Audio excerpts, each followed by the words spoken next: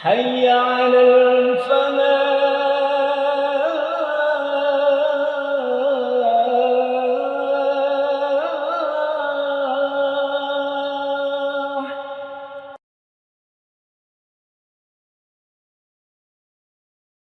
Bismillahirrahmanirrahim. Assalamualaikum warahmatullahi wabarakatuh.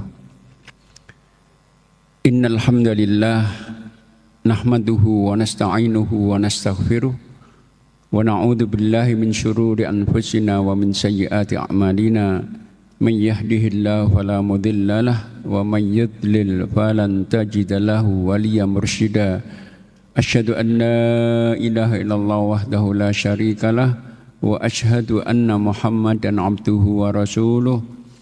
Allahumma salli wa sallim ala nabiyyika Muhammad wa ala alihi wa sahbihi wa man da'a bi da'watihi wa syara ala nahji ila yaumiddin. Amma ba'du fa yaqulu subhanahu wa ta'ala fi muhkami tanzilih, ya ayyuhalladzina amanu taqullaha wa qulu qawlan sadida yuslih lakum a'malakum wa yaghfir lakum dzunubakum wa may yuti'illah wa rasulahu faqad faza fawzan adzima. Para jamaah sekalian, Bapak Ibu rahimakumullah, alhamdulillah kembali Allah berkenan untuk memudahkan kita bertemu dalam majlis yang mulia ini. Mudah-mudahan Allah berkenan untuk meridhoi dan mudah-mudahan berkenan untuk mencatat upaya kita di malam hari ini sebagai bagian dari ibadah kita yang mudah-mudahan nantinya bisa menambah beratnya timbangan kebaikan kita insyaallah. Allahumma amin. Bapak sekalian, sebagaimana kita telah ketahui bersama bahwa fikih itu satu cabang ilmu dalam Islam, yaitu ilmu yang mengajarkan kepada kita tentang hukum-hukum syariat yang bersifat aplikatif, yang itu didasarkan pada dalil dan rinci Quran, Sunnah, dan ijtihad para ulama kita. Nah, maka itu belajar fikih itu bagi umat Islam sebenarnya suatu hal yang wajib. Karena dengan belajar fikih maka bisa memastikan bahwa yang akan dikerjakan itu adalah ada dasarnya, bukan sekedar katanya, keyakinan belaka. Karena dalam pandangan Rasulullah, sebaik apapun amal kita, dalam pandangan kita ternyata nggak sesuai aturan dalam Islam, tertolak. Nabi mengatakan, man amila amalan laisa alaihi amruna fahuwa raddun.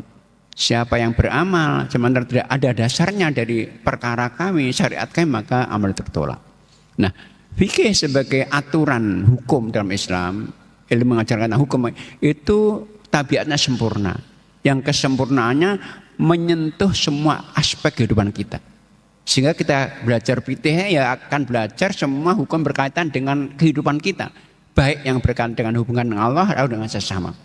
Maka dalam fikih itu tidak belajar tentang hukum ibadah mahdhah saja, sholat, zakat, haji, puasa, tidak. Itu bagian yang sudah kita pelajari. Tapi juga ada kaitan hukum berkaitan dengan aktivitas harian kita, berdagang, makan, minum, berpakaian. Nah, kita akan belajar malam ini tentang fikih muamalah, fikih yang berkaitan dengan interaksi dengan sesama. Nah, ada kaidah yang berbeda dalam memahami hukum-hukum dalam fikih ibadah dan fikih muamalah. Dalam fikih ibadah, kaidah fikihnya al-aslu fil ibadati at-tahrim hatta yaridal amri. Asal hukum ibadah mahdhah itu haram. Kita nggak boleh menjalankan ibadah mahdhah sendiri sampai ada dalil yang memerintahkan. Jadi ketika kita ibadah mahdhah, sholat, haji, puasa, wudhu, itu kita harus sesuai aturannya, nunggu perintah saja. Kita nggak boleh menciptakan ibadah mahdhah sendiri. Beda dengan kaidah hukum muamalah, berdagang, berpakaian, makan, minum. Kaidahnya berseberangan, yaitu al-aslu fil muamalati al-ibahah hatta yarida dalil nahi. Asal hukum muamalah itu boleh sampai ada dalil yang memerintahkan. Contohnya yaitu kita bisnis, berdagang, tukar menukar, kontrak mengontrak. Itu dalam pandangan agama fikih, hukum fikihnya boleh asal hukumnya. Maka kita dagang dengan siapa saja boleh. Ya, orang Muslim, orang Yahudi, Nasrani, Majusi. Dagang dengan jenis dagangan apa sih boleh? Dagang kambing, sapi, buku, beras, siapa boleh? Dengan cara apa saja boleh? Dengan cara cash, kredit, MLM, silakan. Mengambil keuntungan berapa saja boleh. Asal tidak bertentangan dengan aturannya. Ya. Hukum bisnis yang boleh itu akan menjadi haram kalau bertentangan dengan aturan Islam. Nah, sementara aturan-aturan Islam yang membuat bisnis yang adalah hukum mubah menjadi haram itu ketika ada satu dari 6 unsur.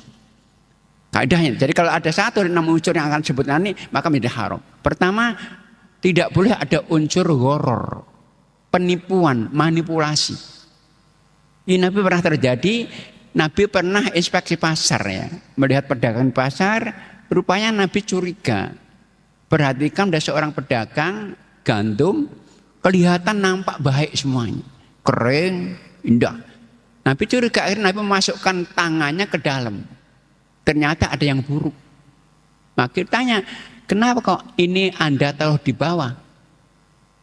Dijawab oleh pedagang itu, ya Nabi kalau aku taruh di atas nggak ada yang menawar. Makin ada hadis kemudian man wasyana falaisa minna. Siapa yang menipu maka bukan dari golongan kami. Contoh misalnya kita punya motor tabrakan, mobil tabrakan, sesisnya udah bengkong ini, kita masuk ke bengkel bisa indah lagi. Masukkan showroom banyak orang tertarik.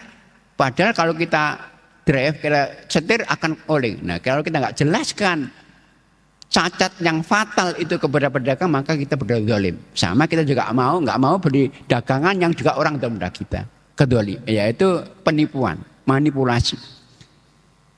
Yang kedua, nggak boleh bisnis itu ketika ada penzaliman, menzalimi orang lain, menzalimi pembeli. Maka dalam Islam, menurut mayoritas ulama kita, Imam Syafi'i, Imam Abu Hanifah, Malik, dilarang hukum namanya jual beli dengan sistem urbun, yaitu yang menggunakan panjar, DP, uang muka. Misalnya kita mau beli rumah, misalnya cari-cari ada yang menarik, langsung kita tanya pada pemiliknya, kita sepakat harga. Rumah 200 juta misalnya, kita kasih DP 10 juta. Dengan perjanjian kalau nanti ini jadi akan menjadi bagian dari harga. Kalau nggak jadi milik Anda sebagai pemilik rumah. Nah ternyata kalau kita pulang atau ada teman, ada rumah yang lebih baik, lebih murah. Akhirnya kita batalkan. Nah uangmu itu hilang. Gak boleh. Pendoliman itu. 10 juta nggak banyak. Dan masalah ini sudah masuk ke ranah, banyak ranah. Dalam pendidikan misalnya. Siapa sih orang tua nggak pengen anaknya misalnya kuliah di perguruan tinggi yang bonafit, di fakultas favorit, di UNER, di UGM, UI, Brawijaya, di fakultas kedokteran, IT, semua. Cuman masalahnya ini sangat kompetitif. Akhirnya dia ke perguruan tinggi ke swasta dengan membayar uang DP dokteran 75 juta. Atau lebih. Nah, tapi kemudian ketika anak kita tes di perguruan tinggi negeri, diterima di UNER, di UGM. Nah kita batalkan. Kira-kira uang panjar yang hilang nggak itu? 75 juta nggak sedikit. Nah juga kadang-kadang ke dunia medis. Contohnya begini, ada beberapa detailer itu pemasar obat-obat tertentu. Itu kadang-kadang yang disasar itulah dokter spesialis. Datangi, ditunggu sampai selesai praktek, akhirnya ada deal. Dokter tolong nanti ya kalau tidak ada pasien, kasih resep dengan obat kami. Dengan janjian, nah, dokter silakan mau umur 1 tahun berapa kali, mau mobil apa, akhirnya benar deal. Akhirnya dokter tidak ada pasien dikasih resep dengan obat tertentu itu. Padahal obat yang punya spek yang sama, yang harga murah banyak, ada. Nah, karena ini dokter memberikan, akhirnya ada orang-orang miskin nggak mampu, terdolim. Nah, nggak boleh. Ini unsur kedua. Unsur ketiga, satu bisnis akan menjadi haram dari asalnya mubah ketika ada unsur jahalah, ketidakpastian. Maka misalnya dalam dunia investasi bagi hasil, mudharabah yang lainnya, misalnya begini, ada seorang muslim punya harta banyak tapi nggak bisa mengembangkan, nggak punya pengalaman bisnis. Cuman ada punya kawan punya banyak usaha yang sangat prospektif. Akhirnya orang yang punya uang banyak ini datang, gimana kalau saya investasi di usaha Anda? Setuju, sepakat. Keuntungannya gimana? Oh gampang nanti. Nggak boleh. Harus pastikan itu ada prosentase keuntungan, bukan nominal. Nggak boleh juga nominal. Prosentase keuntungan. Karena namanya bisnis bisa fluktuatif. Dia naik, dia turun. Maka prosentase 40, 60%, 50%, kesepakatan. Karena kalau tidak, gampang, najalah ketidakpastian. Contoh mudah begini, contoh kalau di dunia kerja misalnya ada orang, kita punya usaha, ingin merekrut pekerja, akan datang orang, Bapak, saya membantu di rumah Bapak ini, Ibu, enggak apa-apa. Gaji kaya berapa ya? Oh gampang, enggak boleh. Harus dipastikan berapa? 2 juta, 3 juta dipastikan di awal. Jadi enggak boleh ada unsur ketidakpastian. Nah, di usaha kita banyak unsur ini ada di dunia asuransi konvensional. Nggak pasti. Kira-kira klaim yang akan didapat peserta asuransi ini dari mana asalnya? Berapa jumlahnya? Kejadiannya apa? Belum jelas. Kecelakaan kan belum tahu kecelakaan, kan belum tahu terjadi kecelakaan. Nggak pasti. Nah, itu ketidakpastian, nggak boleh. Ketiga, keempat, satu usaha itu tidak boleh menjadi haram hukumnya yang berubah dari asal mubah ketika ada unsur gamblingnya. Gambling itu maisir judi, spekulasi yang sangat merugikan. Contohnya, ketika ada bursa saham, kita beli saham, nah tapi saham di bidang apa ini? Nggak jelas. Misalnya kok kita beli saham di perusahaan ada di Jepang ya. Di Jepang punya apa nggak jelas. Nggak jelas. Untung-untungan. Contoh tadi asuransi tadi. Kira-kira klaim yang kita dapatkan itu nanti berapa ya? Dari mana asalnya ya? Nggak jelas.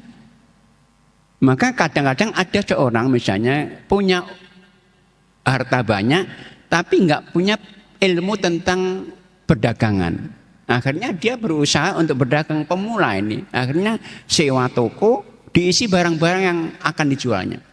Dia nggak punya pengalaman dagang, ilmu, nggak bisa promosi bagaimana ngatur tokonya bagaimana. Akhirnya tahun pertama rugi, 3 rugi, 4 rugi terus. Akhirnya akhirnya dibakar saja. Nah, ada klaim nanti.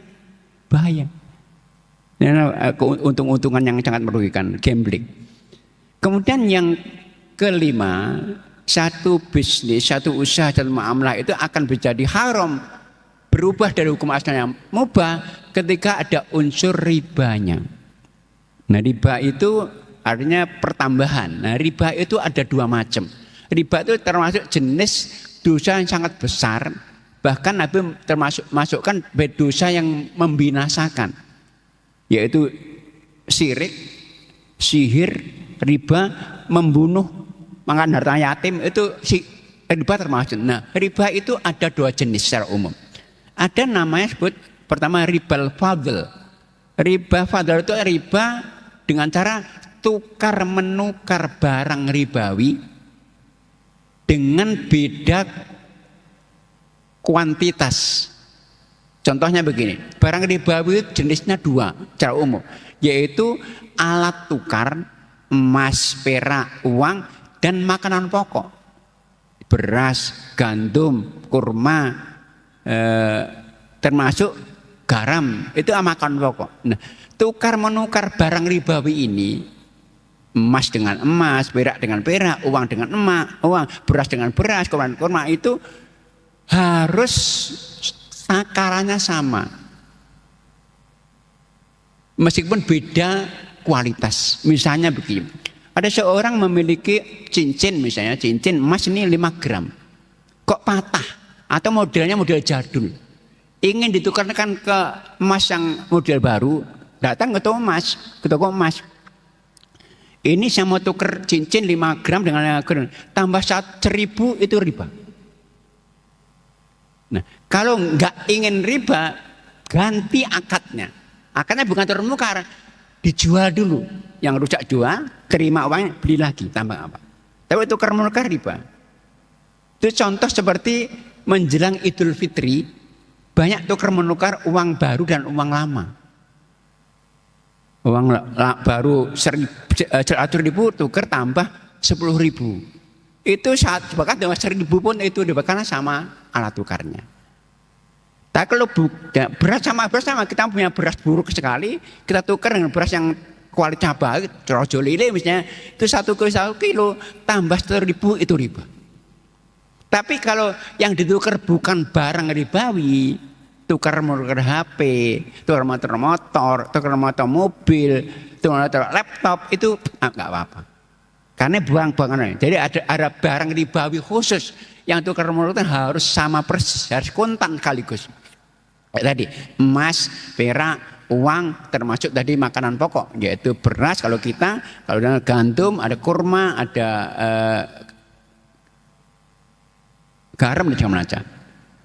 Tapi sekali lagi kalau itu bukan barang ribawi, bebas tukar mobil, tukar tambah, motor dengan nggak masalah. Itu riba fadl namanya. Yang kedua ada riba nasi'ah. Riba nasi'ah itu riba utang piutang dengan ada batas waktu tertentu. Contohnya saya hutang uang 100 juta misalnya, tapi kalau membayarnya nanti 100 juta lebih 1.000. Jadi dengan tambahan. Nah, dalam Islam hutang piutang itu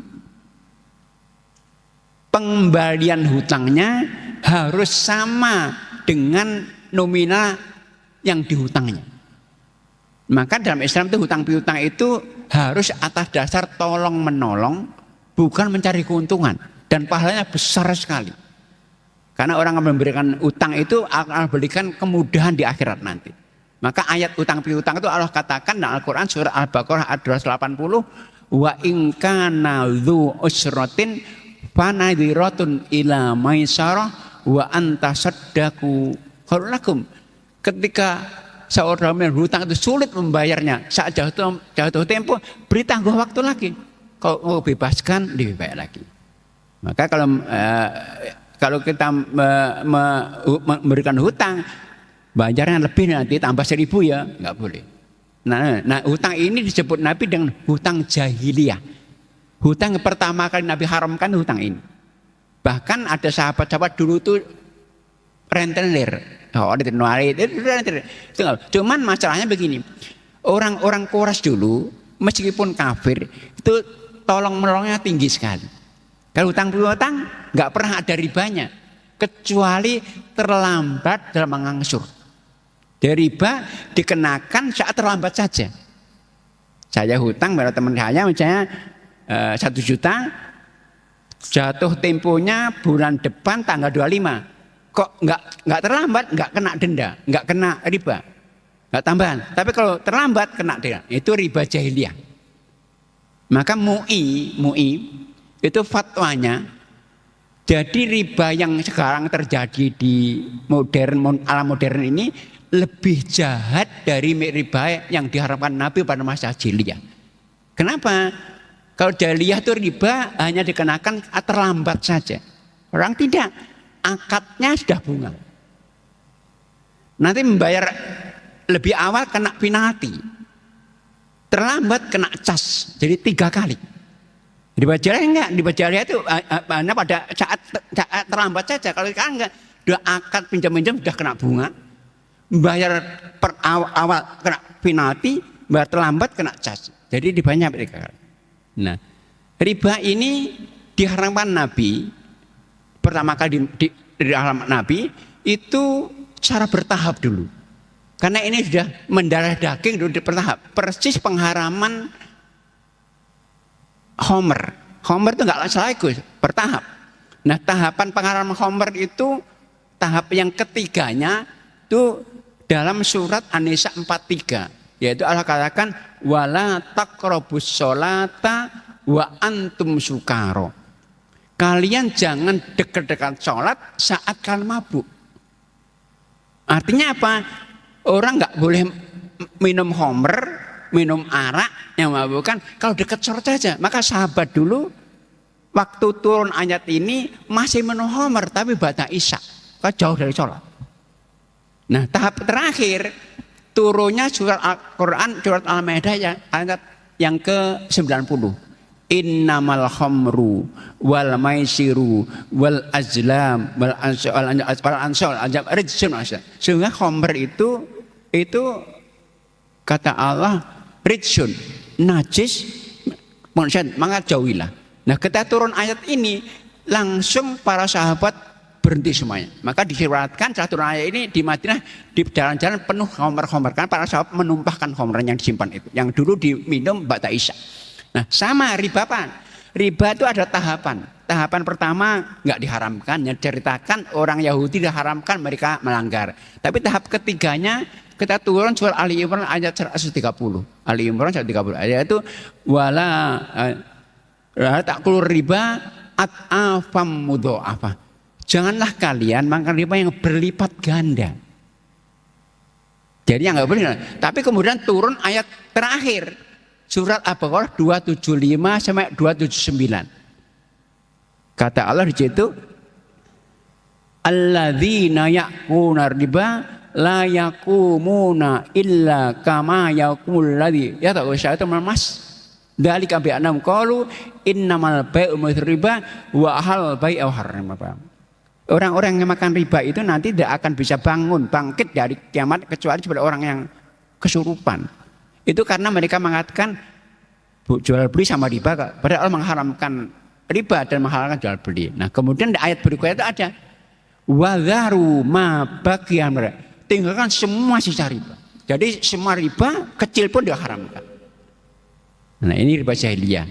Nah, itu unsur yang kelima yang karenanya maka bisnis akan jadi haram. Ya, contohnya begini. Jual beli dalam sistem kredit dalam Islam boleh ya. Jadi sistem jual beli itu boleh cash boleh, kredit boleh. Namanya bait pataki dengan cara mencicil. Cuman nggak boleh ada unsur ribanya. Kalau contohnya begini, saya punya HP misalnya saya tawarkan. Oh, menawarkan harga berapa boleh? Saya ini kalau cash 1 juta misalnya. Kalau kredit 2 bulan 1.100.000. Kredit 3 bulan 1.300.000. Itu tawar. Kemudian sepakat. Ya, pembelinya saya sepakat beli dengan jual kredit 3 bulan. Dengan 1.300.000. Sepakat. Nah, kemudian kesepakatan bayar cicilannya jatuh temponya pada tanggal 25 pada setiap bulan. Nah, tapi ada klausulnya. Kalau Anda terlambat kena denda. Nah, denda itu riba. Karena perubahan harga setelah sepakati bersama. Riba. Ya, maka jual beli kredit apa saja, motor, mobil itu boleh saja. Asal nggak ada riba, nggak ada klausul dendanya. Kalau dendanya berarti ada klausul riba. Karena tambahan perubahan harga setelah ada kesepakatan. Itu riba. Itu riba. Kemudian unsur yang keenam, yang karenanya bisnis menjadi haram ketika ada unsur haramnya. Nggak ada penipuannya, nggak ada manipulasinya, nggak ada ketidakpastiannya, nggak ada kendolimannya, tidak ada gamblingnya, nggak ada ribanya. Tapi kalau produknya haram, haram. Maka kalau beli saham ya dikira saham ini kata beli saham di Jepang. Di Jepang itu yang haram bisa jadi resmi. Judi di Jepang di sana jangan ada produk narkoba. Maka boleh. Maka kalau beli saham pastikan ini saham ini perusahaan produknya apa. Kita jual beli nggak ada kondolimanya, nggak ada terima. Tapi kalau haram, contoh, maka Nabi mengharapkan jual beli barang-barang yang najis, barang-barang yang haram. Kalau jual beli homer nggak ada penipuan haram. Jual beli anjing karena anjing nggak boleh jual. Termasuk jual beli binatang buas itu dalam Islam nggak boleh. Termasuk jual beli binatang yang haram dimakan. Jadi hadisnya innallaha idza harrama syai'an harrama thamana. Sesungguhnya Allah itu ketika mengharamkan makan binatang, maka haram juga jual belinya. Nah, contoh mudah begini. Kucing itu haram atau halal? Haram dimakan, cuman boleh dipelihara. Beda dengan anjing. Anjing itu haram juga dipelihara. Kecuali yang untuk buru. Tapi kucing boleh dipelihara, tapi nggak boleh dijual belikan. Nah sekarang banyak bisnis jual beli kucing, nggak boleh. Kalau maka mau melihara kucing, mestinya jangan beli, tapi minta saja begitu. Karena ini nggak boleh menjual binatang haram untuk dimakan dagingnya. Jadi jual beli kera. Bahkan sekarang ada beberapa anak muda itu suka memelihara binatang buas, ular kobra dijual, itu nggak boleh. Karena nggak boleh. Itu jual beli yang ada unsur haramnya, nggak boleh. Dan nama itulah sekali lagi 6 unsur tadilah yang membuat bisnis yang asal hukumnya boleh menjadi haram adanya. Yaitu nggak boleh ada, sekali ulangi, nggak ada unsur penipuannya, manipulasi, nggak boleh ada pendolimannya, nggak boleh ada unsur ketidakpastiannya, nggak boleh ada unsur ribanya, nggak boleh ada unsur gamblingnya, dan produknya nggak boleh haram. Itu sama ya dengan makan minum. Ini kalau makan minum itu akad hukumnya boleh. Maka adahnya apa? Al aslu fil at'imati wal aslu al hillu hatta ya dulu dari tahrim. Asal hukum makan minuman itu boleh halal sampai ada dari mengharamkannya. Nah, hukum makan minuman akan menjadi haram yang itu ketika ada banyak unsurnya. Kita unsur merusak akal. Haram. Contoh homer. Nah, maka semua minuman yang merusak akal menjadi haram. Maka ganja misalnya menjadi haram karena merusak akal. Yang kedua merusak fisik. Maka Allah katakan dalam surat Al-Baqarah 195, wala taqtulu anfusakum. Kalian jangan pernah membunuh diri. Nah, contohnya bangkainya ikan, bangkainya belalang itu halal. Bangkai haram ya asalnya, bangkai haram. Bangkai itu adalah binatang mati tanpa sembelih. Kalau disembelihnya dengan nggak bisa digebukin, disekek, disetrum, itu haram. Tapi ada bangkai yang halalkan. Apa bagian ikan dan belalang. Cuman ikan itu, maka kalau kita makan ikan nggak perlu disembelih, karena bangkai. Tapi kalau ikan busuk menjadi haram karena membahayakan fisik. Jadi asal karena membahayakan nggak boleh. Itu diantaranya hal-hal yang berkaitan dengan muamalah bisnis. Nanti insya Allah akan lanjutkan fikih berpakaian, makan, minum. Nah, sementara itu mungkin kalau ada yang ingin menambahkan, bertanya, monggo. Waktu kesempatan dan Bapak Ibu. Ya. Ada yang menanyakan?